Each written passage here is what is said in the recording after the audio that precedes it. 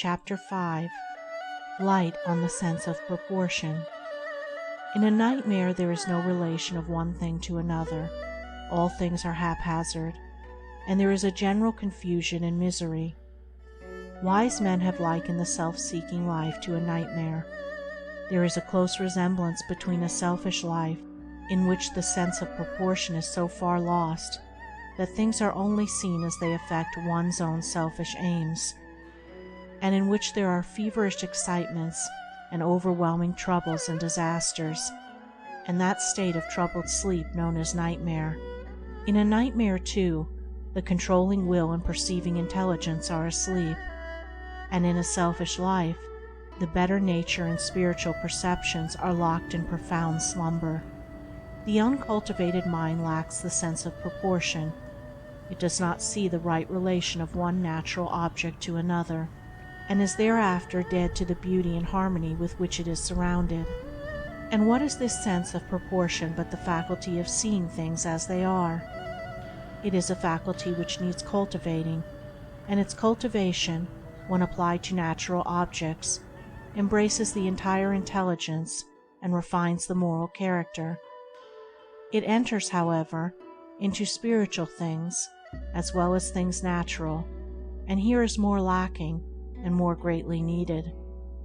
For to see things as they are in the spiritual sphere is to find no ground for grief, no lodging place for lamentation. Whence spring all this grief and anxiety and fear and trouble? Is it not because things are not as men and women wish them to be?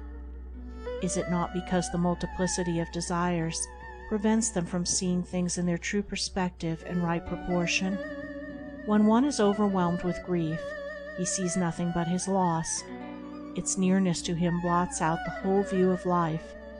The thing in itself may be small, but to the sufferer it assumes a magnitude which is out of proportion to the surrounding objects of life. All who have passed the age of 30 can look back over their lives at times when they were perplexed with anxiety, overwhelmed with grief, or even perhaps on the verge of despair, over incidents which, now seen in their right proportion, are known to be very small. If the would-be suicide will today stay his hand and wait, he will at the end of 10 years marvel at his folly over so comparatively small a matter.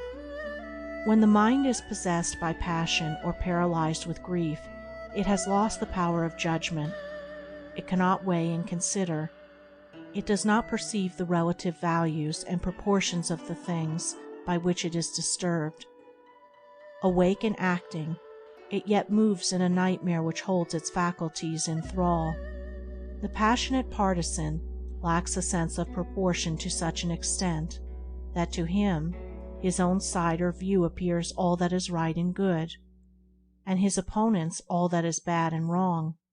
To this partiality his reason is chained, so that whatever reason he may bring to bear upon the matter is enlisted in the service of bias, and is not exercised in order to find the just relation which exists between the two sides. He is so convinced that his own party is all right, and the other, equally intelligent party is all wrong, that it is impossible for him to be impartial and just. The only thing he understands as justice is that of getting his own way, or placing some ruling power in the hands of his party. Just as the sense of proportion in things material puts an end to the spirit of repugnance, so in things spiritual it puts an end to the spirit of strife. The true artist does not see ugliness anywhere. He sees only beauty. That which is loathsome to others fills to him its rightful place in nature, and it appears in his picture as a thing of beauty. The true seer does not see evil anywhere. He sees universal good. That which is hateful to others, he sees in its rightful place in the scheme of evolution, and it is held dispassionately in his mind as an object of contemplation. Men and women worry and grieve and fight because they lack this sense of proportion, because they do not see things in their right relations. The objects of their turbulence are not things in themselves, but their own opinions about things, self-created shadows, the unreal creations of an egoistic nightmare. The cultivation and development of the ethical sense of proportion converts the heated partisan into a gentle peacemaker, and gives the calm and searching of the prophet to the hitherto blind instrument in the clashing play of selfish forces. The spiritual sense of proportion gives sanity. It restores the mind to calmness. It bestows impartiality and justice, and reveals a universe of faultless harmony. End of Chapter 5. Chapter 6 of Light on Life's Difficulties by James Allen. Light on Adherence to Principle. The man of truth never departs from the divine principles which he has espoused. He may be threatened with sickness, poverty, pain, loss of friends and position, yea, even with immediate death, yet he does not desert the principles which he knows to be eternally true. To him there is one thing more grievous, more to be feared and shunned than all the above evils put together, and that is the desertion of principle. To turn coward in the hour of trial, to deny conscience, to join the rabble of passions, desires, and fears in turning upon, accusing, and crucifying the eternal Christ of divine principle, because that principle has not given him personal health, affluence, and ease. This, to the man of truth, is the evil of evils, the sin of sins. We cannot escape sickness and death. Though we may avoid them for a long time, in the end they will overtake us. But we can avoid wrongdoing. We can avoid fear and cowardice. When we habitually avoid wrongdoing and cast out fear, the evils of life will not subdue us when they overtake us, for we shall have mastered them. Instead of avoiding them for a season, we shall have conquered them on their own ground. There are those that teach that it is right to do wrong when the wrong is to protect another, that it is good, for instance, to tell a lie when its object is the well-being of another, that is, that it is right to desert a principle of truthfulness under severe trial. Such teaching has never emanated from the lips of the great teachers.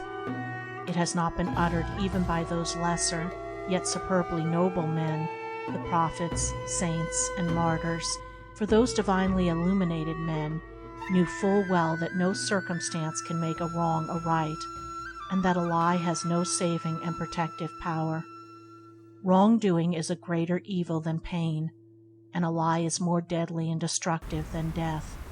Jesus rebuked Peter for trying to shield his master's life by wrongdoing, and no right-minded person would accept life at the expense of the moral character of another when it appeared possible to do so. All men admire and revere the martyrs, those steadfast men and women who feared wrong, cowardice, and lying, but who did not fear pain and death, those who were steadfast and calm in their adherence to principle, even when it brought to the utmost extremity of trial. Yea, even when the taunts and jeers of enemies assailed them, and the tears and agonies of loved ones appealed to them, they flinched not nor turned back, knowing that the future good and salvation of the whole world depended upon their firmness in that supreme hour.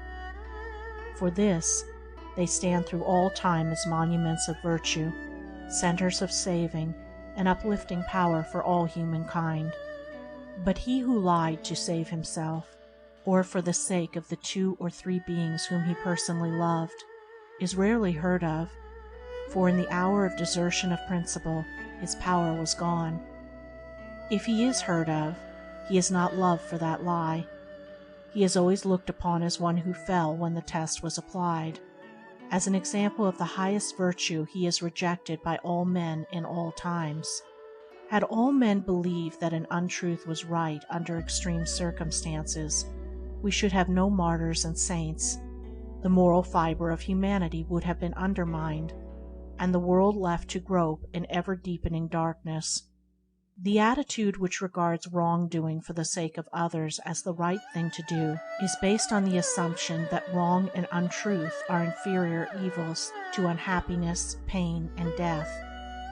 But the man of moral insight knows that wrong and untruth are the greater evils, and so he never commits them, even though his own life or the lives of others appear to be at stake. It is easy for a man in the flowery time of ease or the heyday of prosperity to persuade himself that he is staunchly adhering to principle. But when pain overtakes him, when the darkness of misfortune begins to settle down upon him, and the pressure of circumstances hems him in, then he is on his own trial, and has come to the testing time. In that season it will be brought to light whether he clings to self or adheres to truth. Principles are for our salvation in the hour of need. If we desert them in that hour, how can we be saved from the snares and pains of self?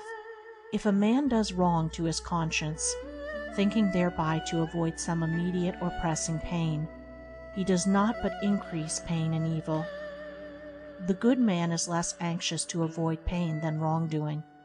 There is neither wisdom nor safety in deserting permanent and protective principles when our happiness seems to be at stake. If we desert the true for the pleasant, we shall lose both the pleasant and the true. But if we desert the pleasant for the true, the peace of the truth will soothe away our sorrow. If we barter the higher for the lower, emptiness and anguish will overtake us, and then, having abandoned the eternal, where is our rock of refuge? But if we yield up the lower for the higher, the strength and satisfaction of the higher will remain with us, fullness of joy will overtake us, and we shall find in truth a rock of refuge from the evils and sorrows of life. To find the permanent amid all the changes of life, and having found it, adhere to it under all circumstances. This only is true happiness.